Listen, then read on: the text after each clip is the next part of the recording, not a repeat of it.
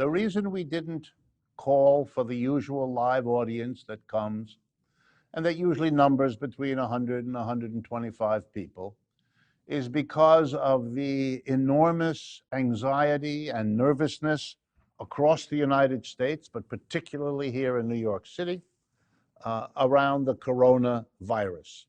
I will be talking about that in detail tonight because of its economic implications, but suffice it to say that people are now shying away from any event that brings large numbers of people together because of the risk of infection.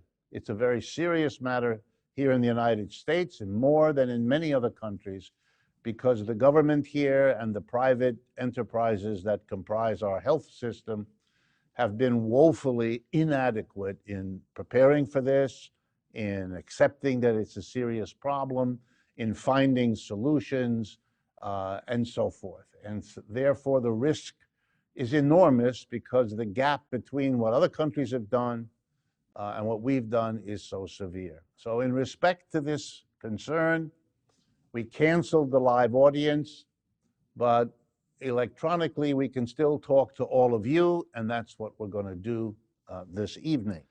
Okay, let me turn then to today's Global Capitalism Live Economic Update. And I'm going to talk about first 3 urgent issues. One is already mentioned, the virus and all that it implies. But there are 2 others that demand attention and a bit of a departure from the program we had originally planned for tonight before this crisis erupted. And for those of you in other countries, let me be clear. The coronavirus has been an issue in many parts of the world, particularly where it has hit in a severe way, China, Iran, and Italy, to be precise. It's been an issue there for much longer than it has been an issue here. Remarkable comments were made, even remarkable for President Trump, who's known for remarkable comments. He basically made fun of it up until a week or 2 ago, when suddenly it dawned on him and everybody else that this wasn't funny, that this wasn't a passing fad, this was not a project concocted by Democrats, or any of the other silly things he said. So now he's trying to overdo it to compensate for what he did before by rushing in and proposing things, most of which make no sense, and I will get to that a little bit later. On the 10th of March, a mainline business journal called the Business Insider, you can find it on the internet, it's easily available, well known, been around for years, carried a remarkable graphic. It was compiled of statistics from the Centers for Disease Control, which is a governmental agency based, if I'm not mistaken, in Atlanta, Georgia. And so the government statistics were what Business Insider worked with. They looked at 8 countries, and they asked a simple question. As of the 8th of March, that was the latest date they had to work with, and this document is dated the 10th of March. As of the 8th of March, in each of these 8 countries, they had a statistic as to how many people had been tested for the coronavirus.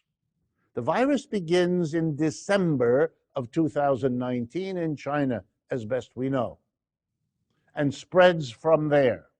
So we're talking now about the 8th of March. You've had all of 2020 and some weeks in 2019 for something to be done, either to prepare to test the population or to undertake the testing of a population. So let's look at the 8 countries and start with the most successful, South Korea.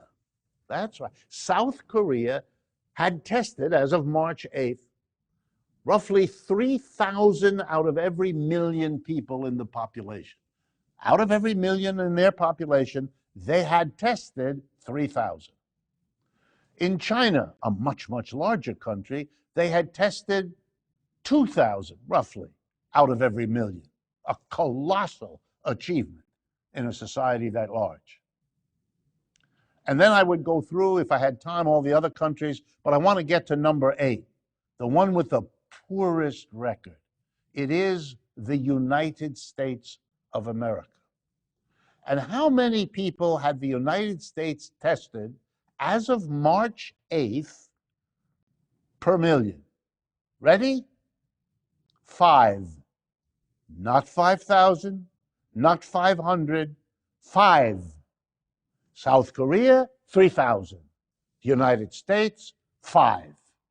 So when you hear, which you still can, that there haven't been that many confirmed cases of the coronavirus, the explanation for that is not that we don't have many people with the disease, it's that we haven't tested anybody.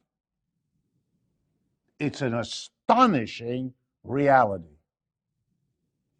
So what have we got? We have got a population that is certainly infected, given the travel from all over the world, China, Iran, Italy, to mention only the most important cases. The travel between those places and the United States is continuous and has been now for months. But there's no testing. The disease comes here in a variety of forms. It spreads. We don't know because there's no testing. What is going on here, therefore, is panic. The panic set in the first week of March as people began to realize that this disease, which has produced 4,000 or 5,000 dead people already, and 100,000 plus who have suffered and had the disease, hasn't even been understood in the United States, let alone dealt with. Nor is there any preparation for it. The reports are all over the United States of clinics and doctors and nurses who can't get the tests. The kits to do the tests are not available. The companies that could have and should have made them, by the way, there are companies all over the world that make these things. The World Health Organization has certified that the one made in Germany is the best one and is widely used as a result of that. So there's no problem with availability of the test. It's just that they haven't gotten them here to the United States to find out. So, of course, the disease is spreading.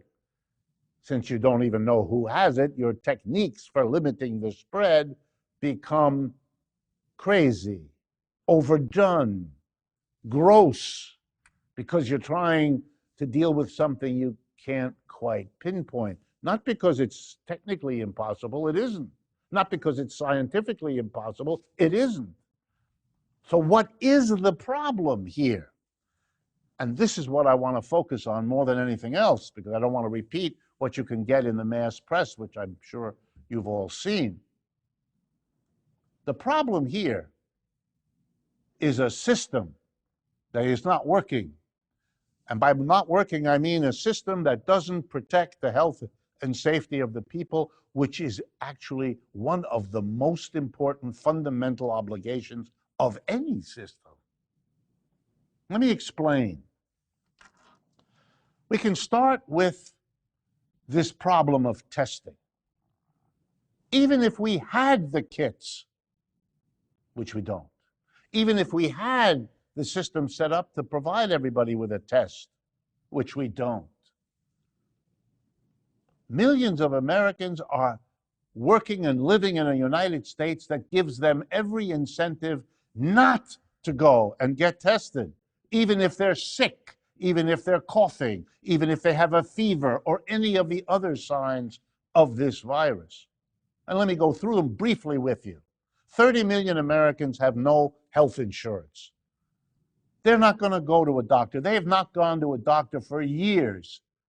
They wait out their illnesses because they're not covered by an insurance and they can't afford what doctors charge to people without insurance. They're not going to go when they get a cough. They're going to wait it out. They're not going to go when they get a fever. They're going to wait it out. They've been doing that all their lives. And unless you made it colossally easy and colossally free, It's out of the question. Neither of those things have been done. And so those 30 million people are getting the disease and spreading it, and there's nothing at all being done. But that's the tip of the iceberg. Let's turn next to the 150 million that have some medical insurance from their job, typically. Well, most medical insurances have two things that work against going and getting a test. One is called a deductible, and the other one is called a copay. A deductible means that you have to pay the fees up to a certain amount, and then the insurance kicks in. Well, this is early in the year. People haven't used up their deductibles yet. So for them to go to a doctor now to get tested, that's going to cost them money out of their pocket, which they cannot afford. Then there's the copay. Even if you don't have the problem with the deductible, many insurances require the individual to kick in part of what the doctor's fee is. Those people have not gone to doctors when they've had a fever or a cough because they can't afford it. And that's what they're doing now. And that's what they've been doing for the last 2 months, giving this disease a chance to spread in ways we still cannot recognize or count or measure. But I'm still not done. We've got 10 million or more undocumented immigrants in the United States. They don't go to doctors because they're afraid that the record keeping of the doctor will find its way to the government, which will come and grab them and ship them back to wherever it is they came from. Those children in the cages that Mr. Trump is infamous for, what about them? No one knows, no one asks.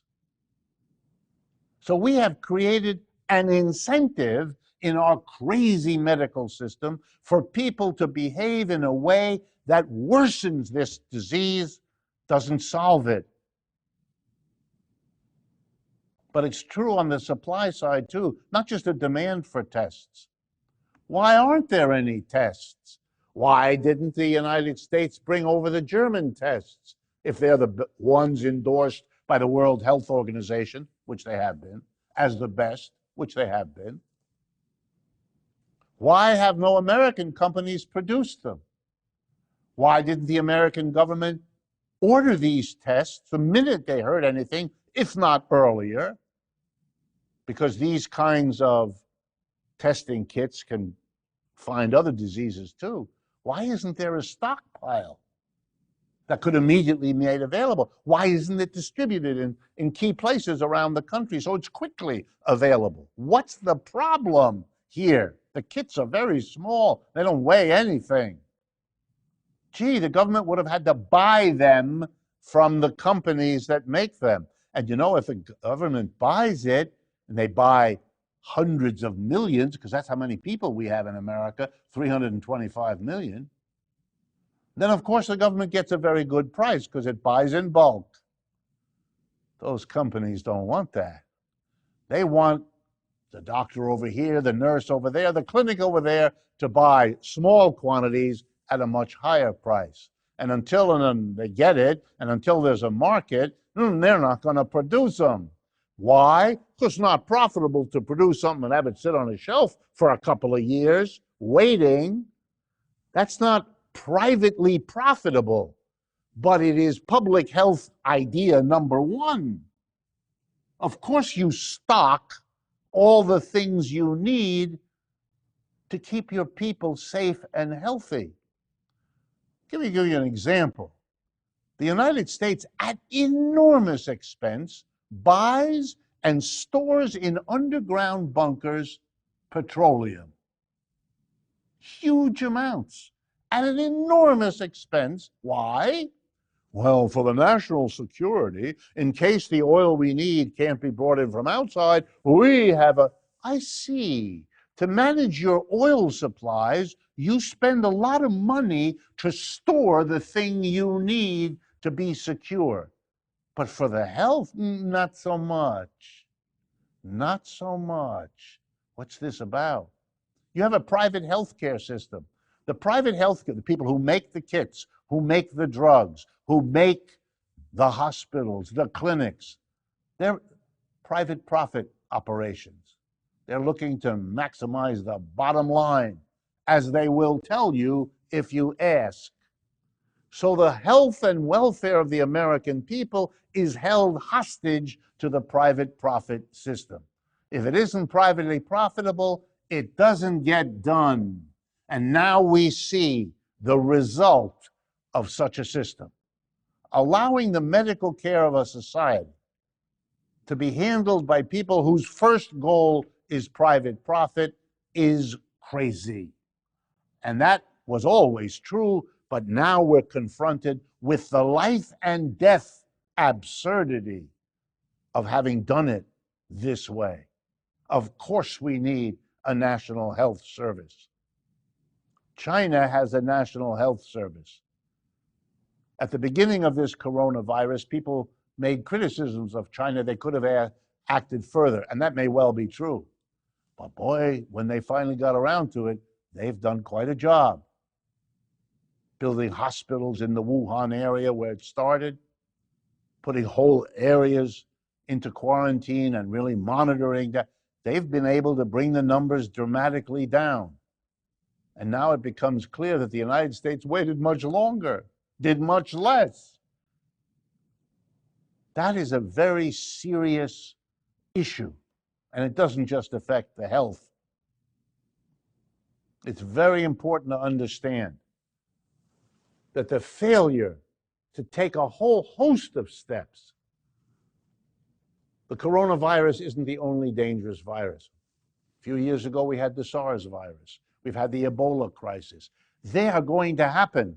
We've known that for a long time. You have to be prepared. What possible excuse is there?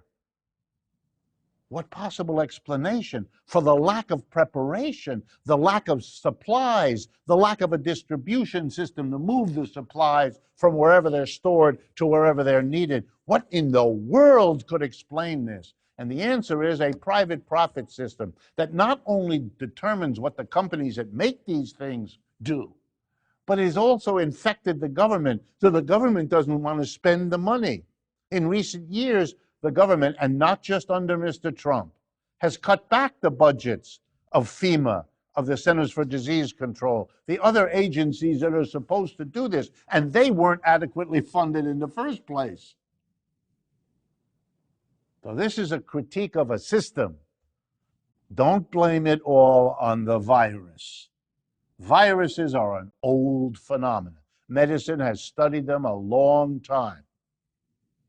It is well known that it takes time to get a vaccine to deal with a virus. Therefore, you can't wait until the virus hits. So we need a vaccine. Stop. You needed to have everything in place to deal with this problem. There is no excuse, but there is an explanation. And the explanation, in a word, coming as a big surprise from someone like me, it's called capitalism. And letting capitalism govern your healthcare system produces the disaster we face in the United States, and other parts of the world do too. Let me turn finally to the economic impact. During the first 10 days of March, the stock market collapsed in large part in the United States, lost somewhere between 20 and 25% of its value. Trillions and trillions worth of wealth disappeared. Companies were wiped out, individuals were wiped out. The impact will take years to play itself out. We're just at the beginning. What's going on? Well, what's beginning to become clear to people is the scope of the risk. What do I mean? The coronavirus is so dangerous, and the unpreparedness of the United States makes the spread of it so enormous that all kinds of industries are basically shutting down. People are not going to movie theaters. They're hesitant to go to a restaurant. They're not taking airplanes or trains.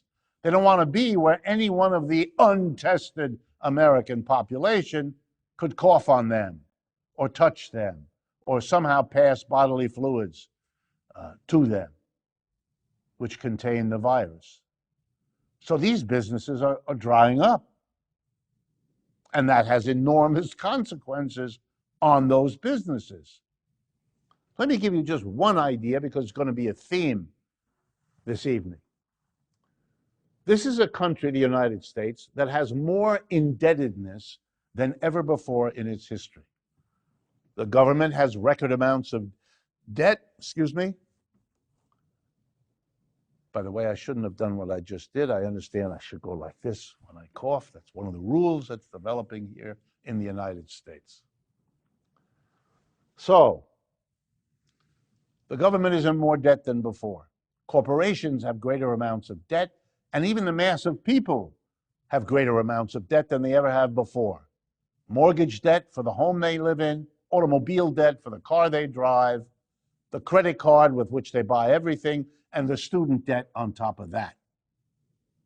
Well, if the economy starts to go down, if the restaurants aren't full and the train tickets don't get sold and people are afraid to go to the supermarket, those enterprises not just lose revenue, but because we're indebted as a society, when they lose revenue, they can't pay their debts.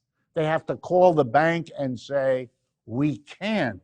We didn't raise enough money to pay the debt, let alone earn a profit for ourselves. The ramifications of this kind of breakdown in the economy, given our debt, means that our economy wasn't any better prepared for this virus than was the health system of the United States. And again, it's for the same reason. It's a profit-driven system. If it's profitable, well, then go borrow money from the bank and do it. Well, wait a minute. If something happens and the profit isn't made, you won't be able to pay back the bank. And there are many other examples. Companies sell shares of stock to people around the world and to businesses, premised on the notion that the company will pay dividends 4 times a year. You'll get a little check, your share of the dividends. That's your share of the profits. The coronavirus is taking away the profits. You're not going to get the dividends. The company is going to have to use that money to try to survive, not to pay it out to the shareholders. And for those of you who are not familiar with how capitalism works, the board of directors of a company, if it earns some profits, are they required to distribute them in dividends? No. They can decide to do something else, and that's what they're going to do because their survival is now in question, just like the health of Americans is in question. So you're seeing what capitalism does, but you're also seeing what capitalism fails to do. It is a system with spectacular flaws that are now on display. Warren Buffett, one of the richest people in the world, is famous for a remark that he made about the stock market when it goes up and down, and in particular when it goes down. Here was his remark. When the tide goes out, that's when you learn which swimmer doesn't have a bathing suit. When this virus hits, you learn which system doesn't work. And we're learning, and you're learning, and the lesson may be extremely painful. On the 11th of March, Christine Lagarde, who's a leading official, economic official in Europe, broke the ice by saying publicly it looked to her like a recession is coming. Recession is the word you say when the economy is about to go down and you're afraid to say the other word, which is depression. More and more American brokerage houses are telling their clients, get out of the stock market because the degree to which it can go down, we can't tell you, but it could be enormous. 3 weeks ago, the majority opinion in Wall Street was we wouldn't have a recession. Wow. That remark is powerful because in 3 weeks it's changed. Now the consensus is we're probably going to have one. And the real debate is only how bad, how far will it cut, and how long will it last? My next update is also wrapped up with the stock market, the coronavirus, but in yet another way that gives us another angle to understand the economic turmoil that we are now living through, and that will certainly be worse before it gets better. I'm talking about the bizarre developments over the weekend of March 7th and 8th in the oil business, the petroleum business. Let me go over it in case you're not familiar with it. A meeting was convened of the sort that is often convened by the major oil producers in the world, who have organized something called OPEC, that I'm sure many of you have heard of, the Organization of Petroleum Exporting Countries. And they had a meeting, and in that meeting they were dealing with a problem. It is a problem they have been dealing with for some years. But the media coverage of that event, those meetings on March 7th and 8th, has been very poor in explaining what one of the big problems was that they were dealing with. The media coverage simply focused on the fact that the Russians, a major producer and exporter of oil, and Saudi Arabia, the world's #1 producer and exporter of oil, failed to agree on something. They disagreed, and we're told everything that happened is a result of this disagreement. Well, even if you believe that story, the first question in your mind would be, what did they disagree about, and why did they disagree, particularly given what we know happened? So let me tell you what happened the next day, March 9th, right, the first Monday after that weekend. The price of oil dropped by roughly 25% in a matter of hours. The price of oil. Let me remind everyone, oil is how we move our vehicles by refining it into gasoline.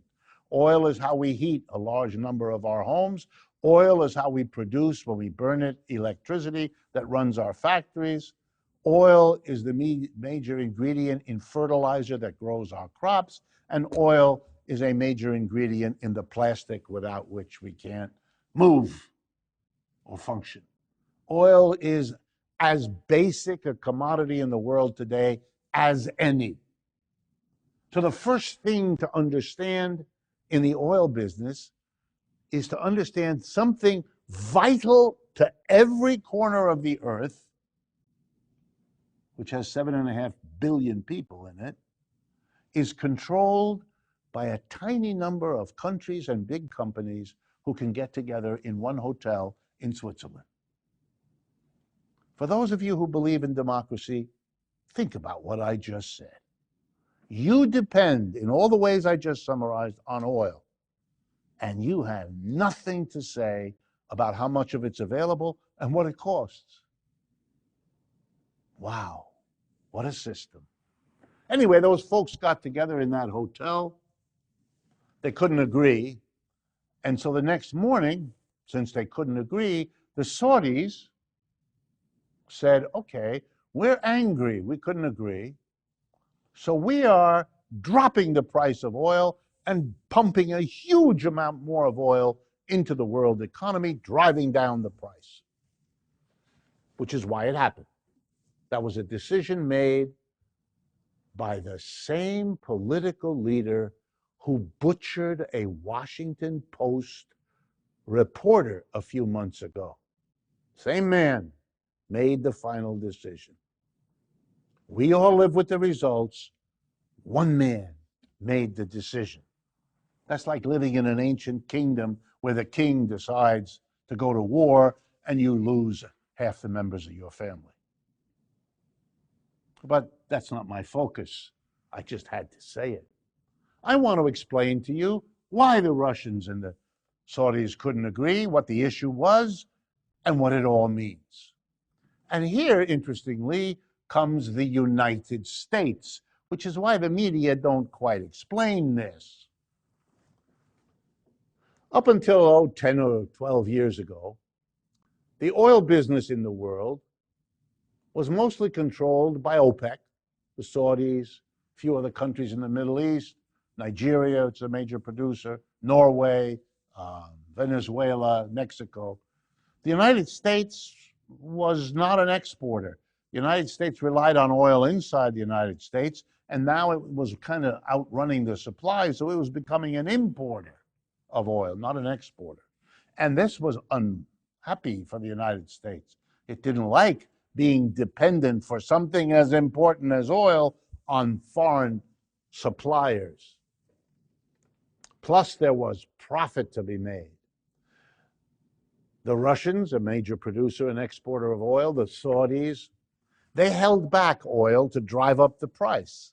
As the demand for oil from the world grew, they held back the supply. A famous trick in which capitalists, to make more money, act as monopolists. They basically go about manipulating the market. The price was high. So the American profit motive kicked in. And we had a whole bunch of oil companies say, wait a minute, there's a new technology. Many of you know it. It's called fracking, a new way to go into the ground to find oil and to bring it up. And the United States, it turned out, had a lot of that kind of oil under the ground that you could get with fracking. Very expensive technology, you could get it. But the price of oil was so high, here comes it now, little economics lesson. The price of oil was so high that you could make a profit, even though it was expensive to bring that oil up, you could make a profit. The combination that we in America would be self-sufficient in oil, maybe even begin to export it, was so attractive that putting that together with the fact it was profitable led the oil companies to rush in, buy the land, and go about fracking. But they didn't want to risk their own money. So they went to the banks of America, the biggest banks of America, and borrowed huge sums of money, which they used to set up the fracking industry. For a few years, it worked. The prices were high, the oil could be sold at the high price, and at that price, they made enough money to pay the loans from the banks and to generate hefty profits for themselves. Good news in America, but not good news for the Saudis and the Russians. Why?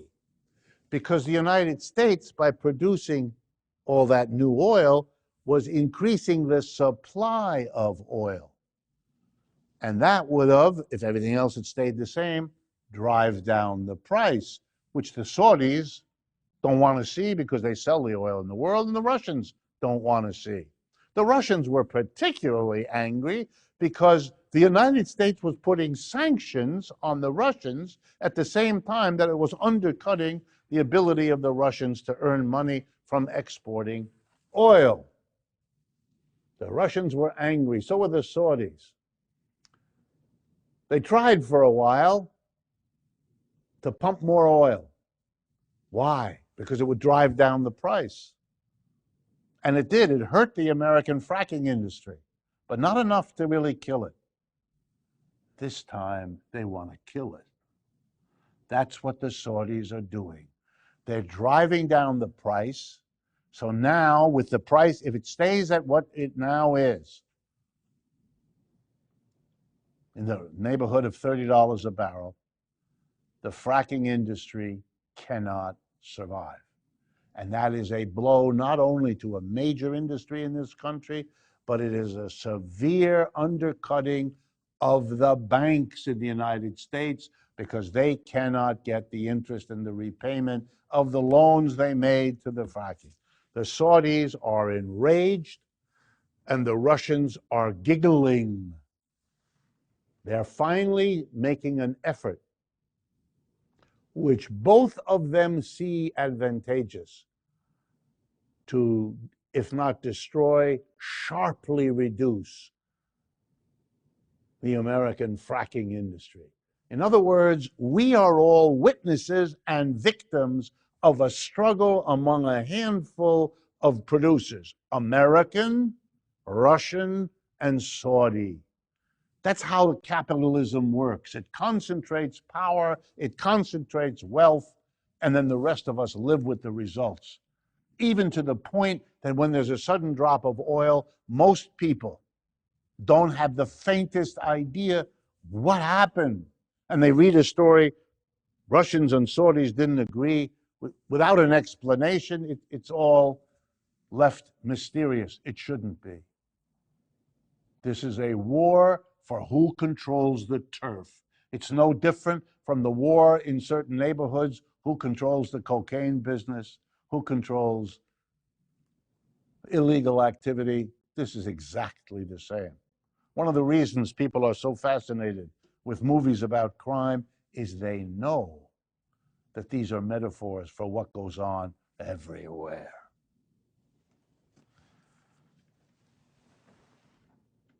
Let me try to pull this all together, what we've been talking about. Socialism is stronger in the United States than it has been in my lifetime. It's amazing. Even more amazing is the following sentence. Capitalism is weaker than it has ever been in my lifetime. At the same time. What an interesting combination. The coronavirus is not the culprit here, any more than the collapse of the oil price. I've tried to analyze those, but those don't explain the turmoil in the stock markets, the looming recession. Capitalism was in a bad way before these things hit. They really, both of them, are straws that broke a camel's back. But like the straws that break the famous camel's back, they can only do that because that back was already under severe strain. It ain't the virus that did it, and it's not the oil price. Oil prices have bounced all over the place without causing the turmoil we've seen in the stock market. Viruses have come and gone without causing the turmoil we now see in the stock market. The drop in the New York stock markets at the beginning of March was so extreme and severe that it has no precedent. That much wealth isn't lost in 5 hours or 2 hours. What's going on is this. Capitalism has a 300-year history. In that history, it has shown itself to be a remarkably unstable system.